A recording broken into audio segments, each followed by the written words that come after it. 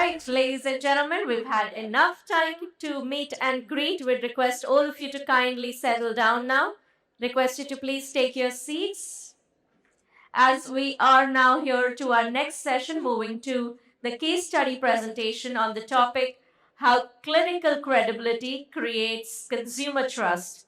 With that, I'd like to now invite to the stage Mr. Pranay Rao, Vice President Marketing, CPBD at Sebamed. Ladies and gentlemen, all those here, put your hands together. Come on, make some noise. This is a case study presentation on how clinical credibility creates consumer trust. A very warm welcome to you, Mr. Rao. Everyone. I think some of you are still busy in talking. Stop. Excuse me. Yeah, I think Sonal, you'll have to move aside a bit, I guess. Yeah, so great session, guys. And I really enjoyed this session. In fact, I was paying attention to it because that's also one of the things we keep speaking about, whether the way you communicate is changed. Now, coming to this topic which I'm trying to present, how does clinical credibility create consumer trust? Now, this is very interesting, right? So, I come from a brand called Sebamed. This brand was the first soap-free cleanser, and everybody speaks about it in the world. And this was something we pioneered in the 1940s, 60s, and we launched it. Soap-free cleanser, which gives you barrier protection. And now what I'm going to talk about is why proof and not promise is the category's real currency. So let's start off. We say trust is the category's real currency. And let me explain. So there's three basic parameters of a brand. There's proof, and by proof, you mean you need to have real world clinical data. This is brands who have been able to do studies, understand how a product works, and then be able to launch it. Authenticity. We believe we are a brand built on genuine, sustained R&D. We don't borrow derma codes because generally we were the first or the pioneers of most of this. And authenticity also comes from your clinical loading packaging. So that's also one of the factors of a derma brand. Then there's restraint. One of the biggest responsibilities of being a derma brand, right, is about having bounded, honest claims. And that's one of the most important things. In fact, interestingly, a few days back, and I was asking my team, what do you call a derma brand? And they said, any brand just come derma lite, that's a derma brand. So unfortunately for us, we reached the point of life where derma used to be something which had proof, which had authenticity, and which had restraint, is now becoming a mass category where people are launching a lot of products. And I'm not saying all products have issues, but launching a lot of products, sometimes not following proof, authenticity, and restraint. Now, talking about Sebamed. So we were a single idea which was based on a soap-free product to become a global body of evidence. So we are in about 80 plus countries. It's exported since 1971. So that's a very old brand. There are 400 plus clinical studies. So there's a vault in Germany where all our clinical studies are kept. It's a digital vault now, but it's science will change. But here we have the entire research base which makes our products work, which is the formulations, the expert confidence. We have something called KeyCarve. Now, KeyCarve is a certification on allergy. So any product which is independently certified by ECA generally means it's anti-allergic and has safety standards. And the last is obviously global scientific forums. So even if you see anything that we do, right, Sebamed, the brand, has been visible at platforms like DAD. We build credibility. We work with dermatologists. It's a big part of what works. Now, where did it build? And this is the most interesting part. So there's a Dr. Heinz model. This guy in about 1950s was working in a dermatology ward of the university clinic in Bonn. There he was treating eczema patients. And one of the things that came out is there was this understanding that soap, the kind of soap we use today, has to be alkaline. It kind of washes off everything from the skin, strips off the oil, the dirt, etc. And that is the brand which works. What he understood is the soap, as we know it, is actually harmful for the body. So for the first time, he made a soap which is without soap. Now it's a little odd concept. Basically, you don't have the ethyls, you don't have the SLES, you don't have the SCS. So now we talk about companies doing paraben free, soap free. This was something which he started off in the 1940s. And our main logic and the main reason for existence is something called BH 5.5. Now, this is the most interesting part. The skin and the skin barrier is actually not neutral. It's not pH balanced. It's actually acidic. Your skin macule is acidic for a simple reason that an acidic macule does not allow microbiomes, which are harmful microbiomes, to grow, but also gives you a microbiome barrier, which is the healthy ones, to grow properly. And therefore, any product that we used to launch or we launch as Sebamed generally has a 5.5 years origin. And this is a philosophy we have taken very strictly to the extent that about 95-99% of our products are all 5.5 based.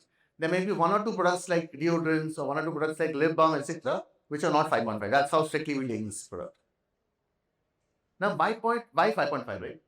So 5.5 means engineering for the skin's acid mindset. Now, as derma brands, you must have seen enough derma brands across the world. So each brand has got one active. Somebody you hear about niacinamide, you'll hear about retinol, you'll hear about hydroquinone. There are different kinds of actives used in it. But the genesis of derma came from the point that it needs to be something which is good for your skin. And therefore, the 5.5. At the pH of 5.5, your skin, the acid mantle, remains robust. So therefore, a traditional soap at a pH 9 or higher kind of strips it off. So Sebamed is the first product which kind of built this formulation. In fact, when we launched it in India, and this is one of the classic cases in marketing, we had done a lot of advertising against competition brands about us being based 5.5, and they are not being based 5.5. Unfortunately, a lot of that we cannot show right now. But the point is, pH 5.5 was a proposition which came from a very scientific logic. It was not a trick, it was not a RTV, it was not something which came out of a negative space. It came out of a space that if your skin is at 5.5, and for that we have 150 operations which are meant to keep it at a pH 5.5, your skin will not allow any negative content, will not allow any issues. Now, where's Derma Science progressed, right? And these are some of the brands you speak about. The other brands to speak about it in similar ways, right? There's Cetaphil, which speaks about gentle non-soap cleansing. CeraVe has got ceramides and barrier repair. La Roche is some dermatologists implement skin science. Vichy and Eucerin, Vichy is the cosmeceuticals kind of soap, but it's also derma based. And these are science-led derma cosmetics all at scale. So you can see this, and you'll see that a lot of these brands come from France, Germany. There's the European science or the European way of working, where the belief has been that dermatologists recommend only products which are required or which are sensitive for the skin. Interestingly, if you go to Europe, and I had luck to live there for 3 years, many of these brands sell only at pharmacies. In fact, there's a very powerful concept. If many of you all go to France, you will hear about the French pharmacies. These are pharmacy brands. You go there, you buy it. So La Roche came from the philosophy. In Germany, Sebamed came from the philosophy. And that philosophy used to be an expensive product, which had 5.5 as a zone or which had dermatology as a zone. And broadly then create the central idea for most of the products. Now, why is everybody getting into derma cosmetics? Now, this is the brilliant part.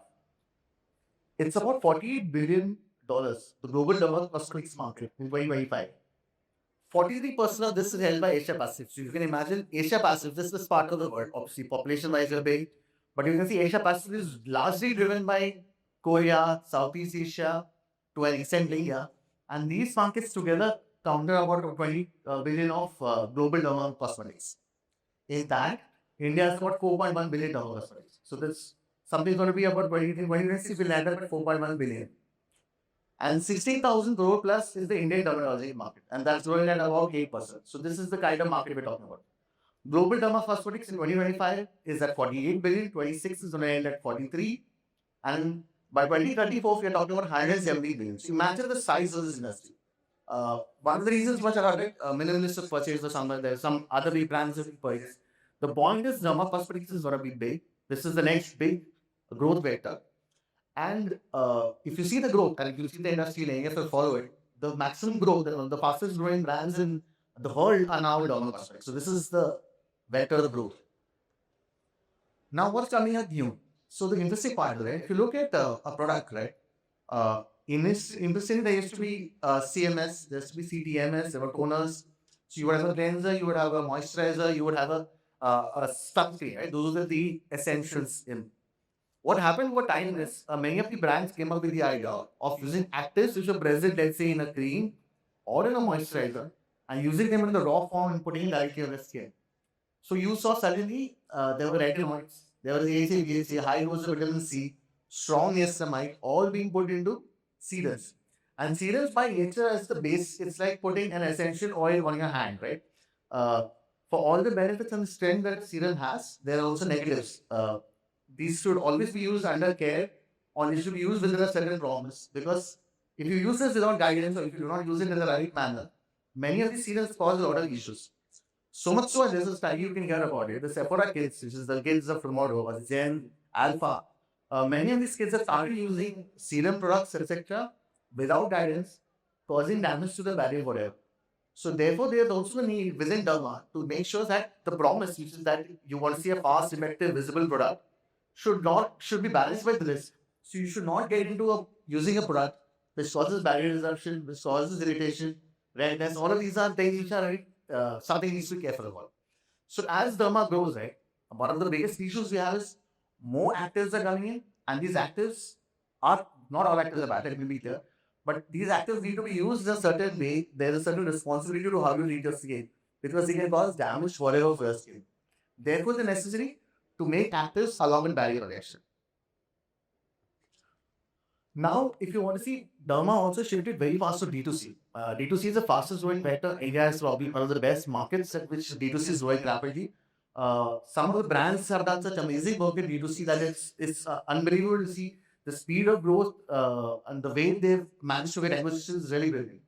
In fact, the Indian D2C market, along with the Derma market, is a $4.1 billion, like I said earlier. 36% of category is projected for this market. And the D2C market grows about 3 times what overall UD grows. So you can imagine a skincare growth of 3 times in a market where there are headwinds, where raw materials are getting expensive. You're talking about a market which is growing at 3x. This is going to be brilliant.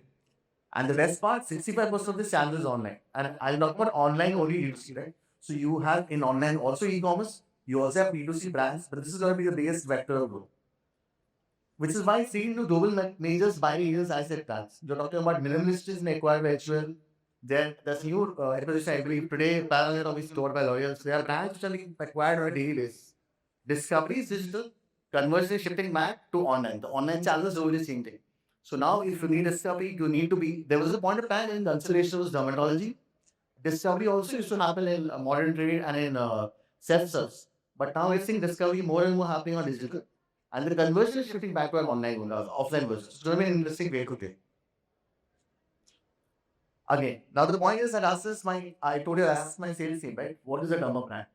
And the point is every brand running an airport is it a Dharma brand? And that's kind of one of the watch-outs of being a Dharma brand. The reason the whole topic was based upon credibility is that the more and more brands which call themselves Dharma, and just by adding a letter Dharma doesn't make them Dharma. So what is a Dharma brand, right? A Dharma brand is something which has decades of dedicated R&D. It's peer reviewed with real world evidence. So when we launch a product generally, there's a study on it. The study is peer reviewed. It has to come in journals. That's the discipline. There's a regulatory discipline. You will not claim something just because it's easy to claim. You will claim something only if you have enough information, you have enough studies. When you also talk about barrier science, it's not just a hero molecule, it's something more than that. And it needs to be local, relevant, clinical data. And I'll explain some of that as I come forward. What is not derma, right? Some stuff which looks derma. White clinical looking packaging doesn't mean it's derma. A big percentage in the front of pack, that's generally a watch out. Ingredient names borrowed from one study, so that's somebody has done a study on a product, they just take the product, put it in another. Not realizing that the ingredient has to match with many other ingredients to provide a benefit. And again, calling stuff like dermatologically tested with no detail. That's one of the biggest watch outs. If somebody says dermatologically tested and the company itself is a month old, then something may not be right about it. For the simple reason that to test a dermatological product, it takes us months and years to get the product. So calling dermatologically tested is a bit of a red flag. Now speaking about Sebamed, and Sebamed, one of the world's oldest derma brands, it came to India years back. How did it come back? Right? We were the first to enter. So we were one of the first dermatological brands to launch in the Indian market. Completely led by experts, which means we spoke to dermatologists. We had a doctor team which went to dermatologists. It was all recommended. There was no mass hype. There were no ads at the start of the year. We didn't use usual tropes. We rejected the fairness. We didn't get into fairness claims. No celebrity is in the ad. We spoke about science being the hero, and that's what I would like to show in one of our communications.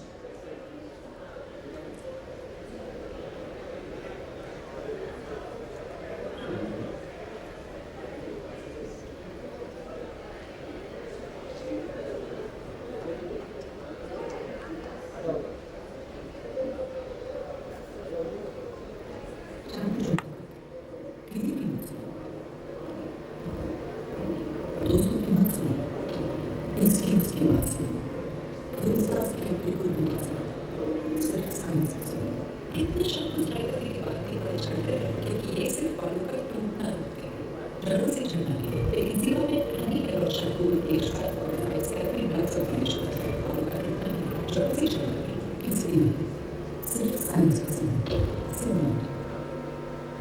so for development, it's technical.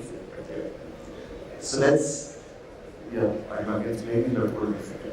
So what did we also do there? We spoke about more and more belief in science as a system, and we are one of the branches created the entire philosophy of being a brand which is based on science, where you need to listen to science and not do stuff which is not science.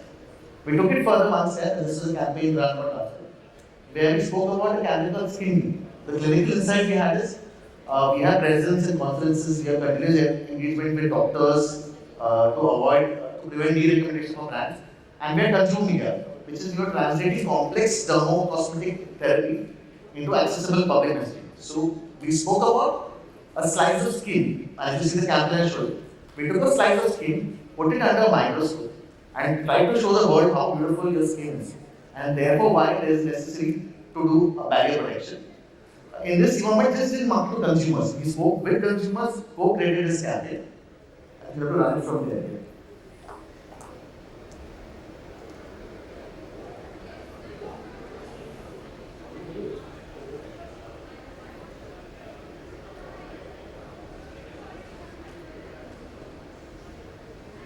Your audio levels are on.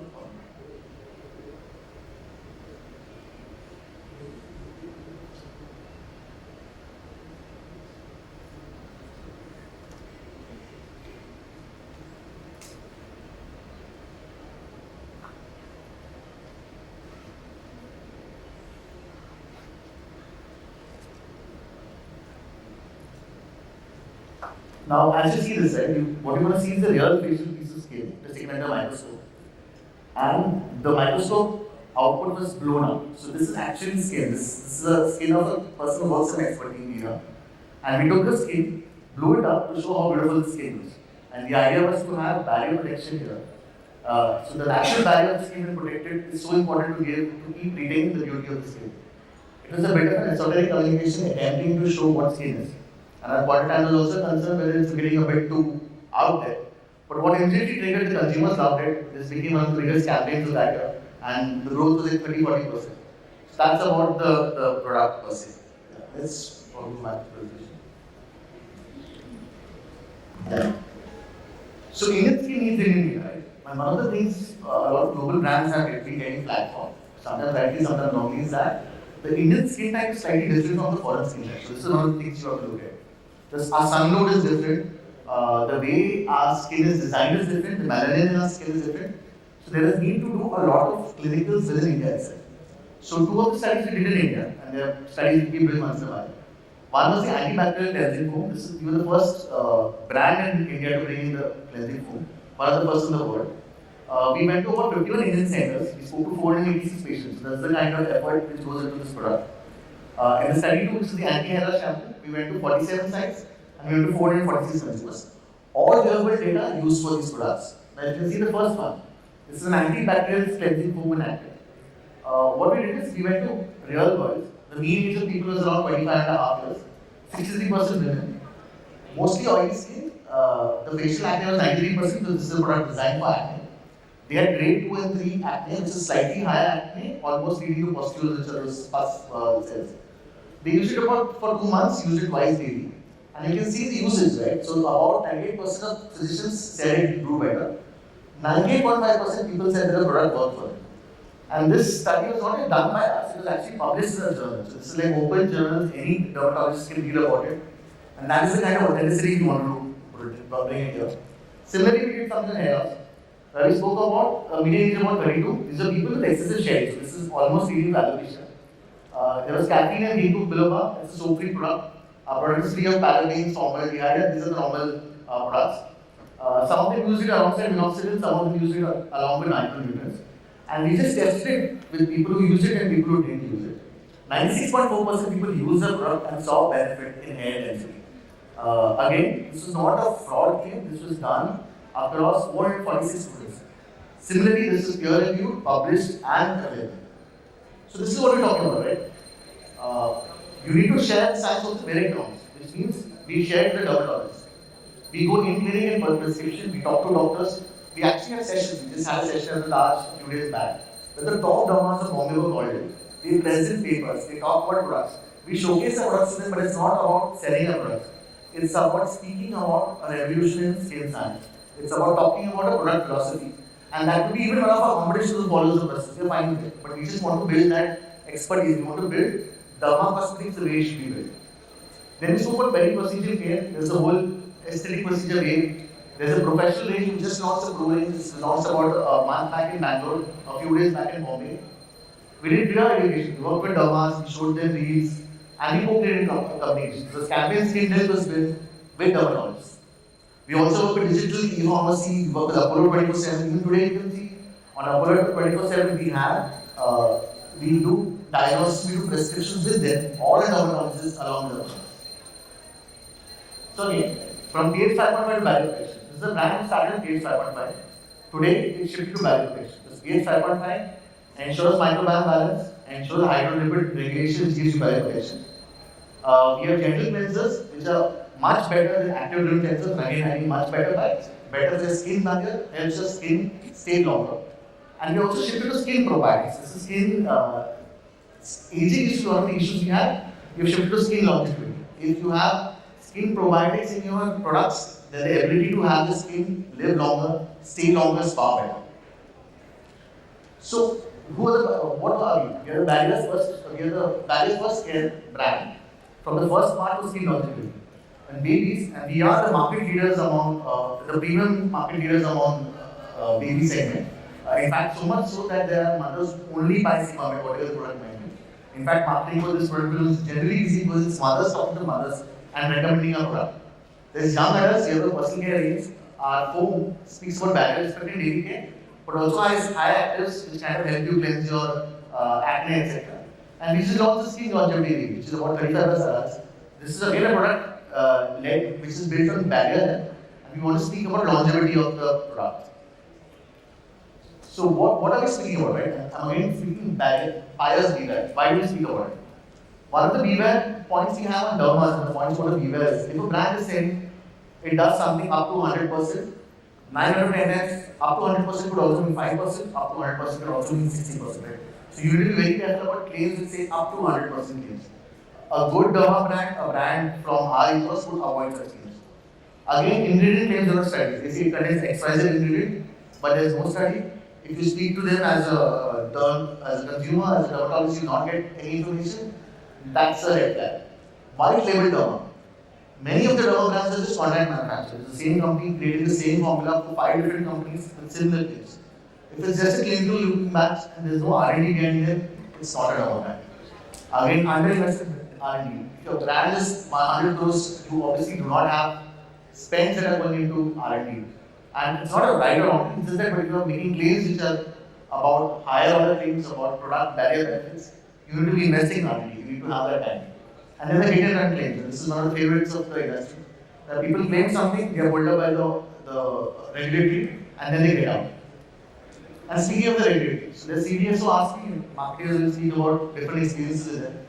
But honestly, we have had very good experiences with them. For the simple reason that when your product speaks the truth, these are the people who help keep the category honest. The CDSO basically does product and labeling, and the ASCII is all about advertising. One of the things you realize that self-regulation of brands, and that's also what happens across the world, is challenging.